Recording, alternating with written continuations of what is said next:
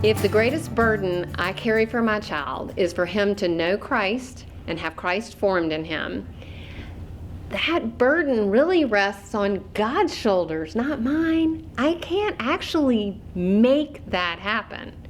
Yes, I'm responsible to disciple them, but I can't form Christ in my child's heart. I can't do it. And I have a role, but I'm not ultimately responsible. My kids have a wise and powerful God, and it's not me. This is the light yoke of Christ, not the heavy burden of our performance or our child's performance.